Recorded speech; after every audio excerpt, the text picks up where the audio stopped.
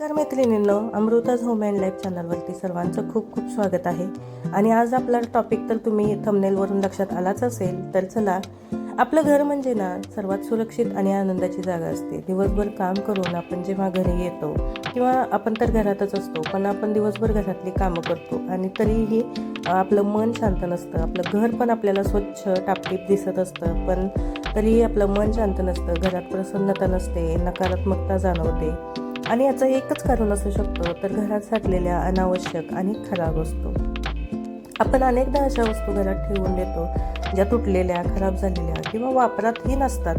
त्या आपण 6-6 महिने त्या गोष्टी वापरतही नाही, तरीही त्या गोष्टी आपण ठेवलेल्या असतात. आणि वास्तू आणि आपल्या दैनंदिन जीवनानुसार अशा वस्तूंमुळे ना घरात नकारात्मकता, ऊर्जा वाढते आणि आपल्या मनावरही त्याचा परिणाम होत असतो. म्हणून आजच्या या व्हिडिओमध्ये आपण पाहणार आहोत घरातील अशा काही वस्तू ज्या लगेच बाहेर काढल्या तर घर अधिक स्वच्छ, हलकं आणि सकारात्मक होईल. तर व्हिडिओ शेवटपर्यंत नक्की पहा.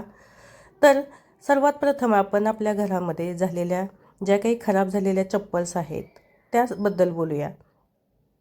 आता आपण जुन्या किंवा तुटलेल्या चपलांबद्दल अनेक वेळा आपण चप्पल फाटलेली असते तरी ठेवून देतो. कधी वाटतं बाहेर कामाला वापरू, कधी वाटतं अजून घरात चालतील. पण खरं सांगायचं तर फाटलेली चप्पल घरात ठेवणं चांगलं मानलं जात नाही. ते घरात अस्वच्छता आणि नकारात्मकता वाढवत असतात. पण ते घरात अस्वच्छता आणि नकारात्मकता तर वाढवतातच. म्हणून घरात ज्या वस्तू किंवा चप्पल पूर्णपणे खराब झालेल्या आहेत त्या लगेच टाकून द्या. आता दुसरं म्हणजे आपण आपल्या घरामध्ये पायपुसणी ठेवत असतो. तर घराच्या दरवाजावर आलेली पायपुसणी खूप महत्त्वाची असते, कारण घरात येणारा प्रत्येक माणूस सर्वात आधी पायपुसणीवर पाय ठेवतो. जर ती फाटलेली किंवा खूप घाण झालेली असेल तर घराची छाप खराब पडते. म्हणूनच खूप जुनी किंवा फाटलेली पायपुसणी बदलावी किंवा आठवड्यातून एकदा तरी ती धुवून स्वच्छ करावी. आता फाटलेली वगैरे असेल तर आपण काही लगेचच नवीन आणू शकत नाही. काही काही म्हणजे आपण वापरू शकतो, पण तिला जर आपण व्यवस्थित शिवून किंवा जे काही दुरुस्त करता येत असेल तर दुरुस्त करूनही आपण ती यूज करू शकतो. आणि आता त्याच्यानंतर ना आपल्या घरामध्ये काही डॉक्युमेंट्स असतात, काही फाईल्स असतात. त्याच्यामध्ये ना खूप कागद साठलेले असतात. आपण त्या कधीही म्हणजे चेक करत नाही. पण 8 दिवसातून किंवा महिन्यातून तुम्ही एकदा फाईल चेक करा. त्याच्यामध्ये आपण काही बिल्स असतात किंवा डॉक्युमेंट्स असतात जे आपल्याला लागणारही नाहीत, पण ते विनाकारण आपण त्याच्यामध्ये ठेवून दिलेले असतात. तर असे काही डॉक्युमेंट्स असतात, बिल्स असतात, तर ते तुम्ही बाहेर काढू शकता. आणि कधी कधी काय होतं ना, खूप फाईलमध्ये जर कागद असतील तर आपल्याला एखाद्या वेळेस अर्जंट काही कागद पाहिजे असेल तर तो सापडतही नाही आपल्याला, आणि असा गोंधळ उडतो आपल्याला आणि लागायच्या वेळी महत्त्वाचे कागदपत्र सापडत नाहीत. तर अशा पद्धतीने तुम्ही ना महिन्यातून एकदा किंवा 8 दिवसातून तुम्ही हे कागद जे लागणार नाहीत ते तुम्ही स्वच्छ करू शकता. त्याचबरोबर आपल्या घरामध्ये काही फाईल्स वगैरे असतात, हॉस्पिटलच्या किंवा आणखी काही फाईल्स वगैरे असतात. तर अशा फाईल्सही आपण घरातून बाहेर टाकल्या पाहिजेत. कारण असं म्हणतात की आपण उगीचच ह्या फाईल्स वगैरे घरात ठेवतो आणि आपल्याला असं वाटत असतं की आपल्याला गरज पडेल. म्हणजे आपण ना पुढच्या आजाराला आमंत्रण देत असतो, कारण आपल्याला सारखं म्हणत असतं ती फाईल पाहिल्यावरती हां लागेल नंतर कधीतरी, नंतर लागेल तरी. म्हणजे हीच आपल्या त्या फाईल पाहिलं की आपल्याच मनामध्ये ना ती एनर्जी तयार होते आणि त्याप्रमाणेच आपलं घरी आपल्यासाठी एक एनर्जी तयार करत असतं. आणि म्हणून या फाईल वगैरे ज्या आहेत त्या तुम्ही लवकरच काढून टाकत जा घरातून. आता त्याच्यानंतर आपलं ड्रेसिंग टेबल. आता ड्रेसिंग टेबलमध्ये ना भरपूर असे प्रोडक्ट्स असतात आणि ते व्यवस्थित आपण नीटनेटकं ठेवलेलं असतं. तरी ड्रेसिंग टेबलमध्ये ना अनेकदा आपले जुने मेकअप असतात, तुटलेले क्लिप्स आणि रिकाम्या बाटलेल्या पडून असतात. आपण विचार करतो नंतर पाहू, पण ते तसंच राहतं. म्हणून ना अधूनमधून ड्रेसिंग टेबलमध्ये चेक करत जावा.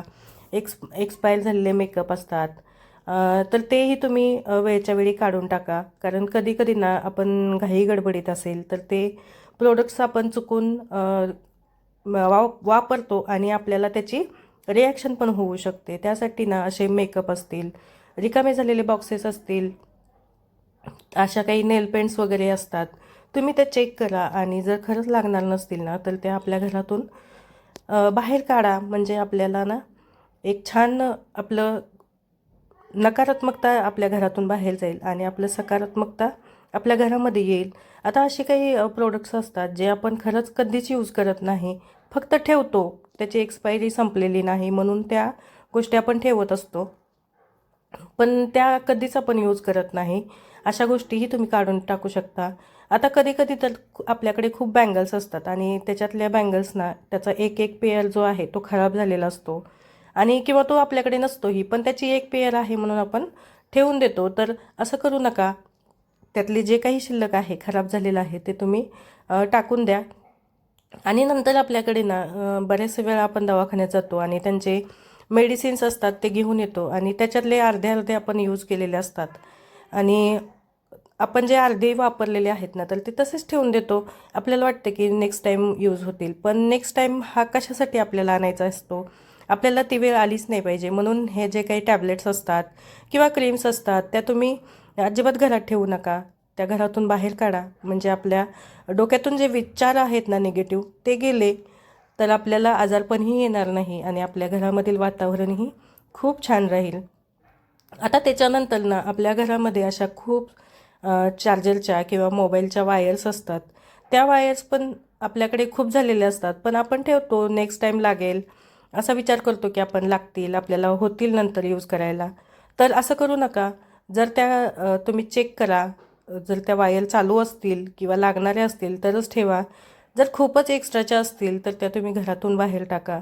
आता ह्या ज्या वायर आहेत ना तर त्याचं रिसायकलिंग पण केलं जातं. तर तुम्हाला जर फेकून देऊ वाटत नसतील तर त्या रिसायकल करण्यासाठी तुमच्याकडे जे कचरावाले वगैरे येतात त्या काकांना तुम्ही सांगून द्या की हे रिसायकलमध्ये टाका म्हणून. कारण ह्या वायर्स रिसायकलमध्ये जातात. तुम्ही चेक करून घ्या. जर त्या उपयोगी असतील तर ठेवा आणि नसतील उपयोगी तर तुम्ही त्याही घरातून बाहेर काढू शकता.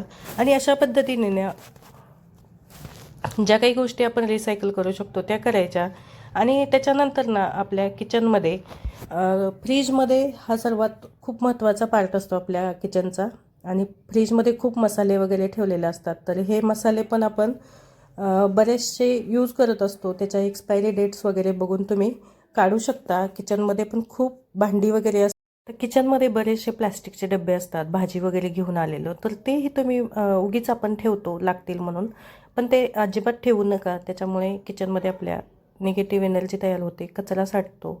आता त्यानंतर आपल्या घरामध्ये ना बरेचसे असे कपडे असतात जे आपण यूज करत नाही किंवा उगीच आपण ठेवलेले असतात, खराब झालेले असतात, पण आपल्याला खूप मोह असतो की आपण नंतर वापरू किंवा आपल्याला होतील, ते यूज होतील. ते काही काही कपडे तर आपल्याला बसतही नाहीत साईजमध्ये, तरीही आपण ठेवलेले असतात. तर असे कपडे काढा तुम्ही आणि कपडे टाकून देण्यापेक्षा ना त्याला तुम्ही डोनेटही करू शकता. आता खूप छान ऑप्शन आहेत. बरेचसे लोक डोनेटसाठी कपडे देत असतात. तर अशा पद्धतीने तुम्ही घरातले जे काही कपडे तुम्हाला किंवा तुमचे किंवा मुलांचे असतील तर ते तुम्ही ना जर होत नसतील किंवा तुम्ही वापरत नसाल तर ते डोनेट करू शकता. जर आपल्या कपड्यांचा दुसऱ्यांना जर वापर होत असेल तरीही तुम्ही ना तर ती चांगलीच गोष्ट आहे. टाकून देण्यापेक्षा कुणाला तरी डोनेट करा. जर ते चांगल्या कंडिशनमध्ये असतील आणि खरंच कुणाला तरी फायदा होणार असेल तर असे कपडे तुम्ही डोनेट करा. आणि अशा पद्धतीने जर माझे तुम्हाला व्हिडिओ आवडत असतील ना तर चॅनलला आपलं सबस्क्राईब करा. आणि तुम्हाला जर माझा व्हिडिओ आवडत असेल तर कमेंट करून मला नक्की सांगा. आणि असेच नवनवीन व्हिडिओ पाहायला आपल्या चॅनलला सबस्क्राईब करून घ्या. बाय.